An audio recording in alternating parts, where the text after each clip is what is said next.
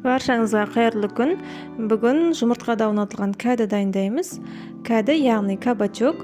Қазір кабачоктың сезоны болып жатыр. Өте пайдалы көкөністердің бірі болып табылады кабачок. Осы рецептпен міндетті түрде дайындап көріңіздер. Және де каналға тіркеліп қоюды ұмытпаңыздар. Алдымен кабачогымыздың сыртын жақсылап жуып аламыз.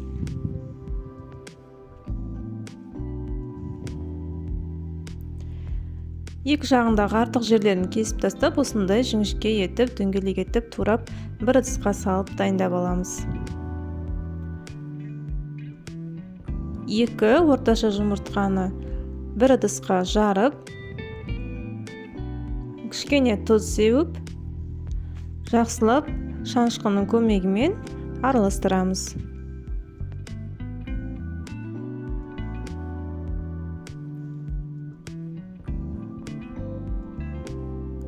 Ендігі кезекте қызып тұрған майымызда кабачоктарымызды осындай әдіспен қуыратын боламыз, яғни алдымен ұнға ұнатамыз, одан кейін жаңағы дайындап қойған жұмыртқалы массаға ұнататын боламыз.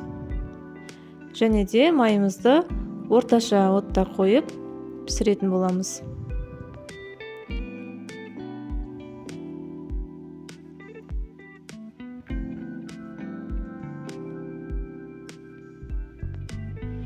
Яғни отымыз қатты қызып кетпеу керек, онда кабачоктарымыз кішкене қатқылдау болып қалады.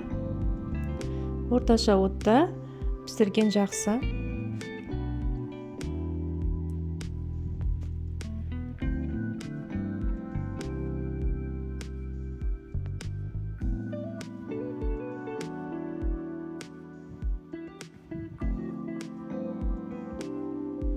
Осылай барлық дайындап алған кабачоктарымызды пісіріп аламыз. Тарелкамызға жеке салып алып, майын кішкене сорғытып қоямыз.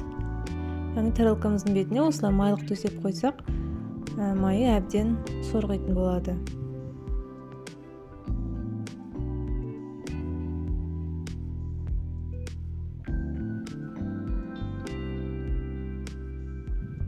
Міне осылай барлық кабачоктарымызды дайындап алдық. Ендігі кезекте соус дайындайтын боламыз. Ол үшін бізге майонез, 50-60 грамм мөлшерінде, және де 2 тісше сарымсақты, яғни чеснокты осындай езгіш құралдың көмегімен езіп, жаңағы майонезге қосатын боламыз. Егер де бұндай құрал болмаса, пышақпен майдалап турап қосуға болады. Жақсылап араластырып аламыз.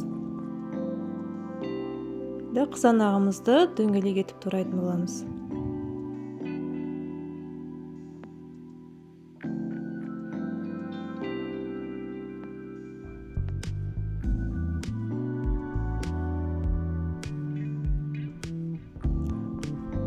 Енді жаңағы дайындап қойған соусымызды кабачоктарға жағамыз, ортасына қызанақ қоямыз. Осы бетте де осылай жасауға да болады. Немесе осылай бетіне тағы да бір кабачок қоюға болады. Және де бұл жерде мұны қызанақтың үстіне кішкене тұз сеуіп жіберсеңіздер, дәмдірек болады.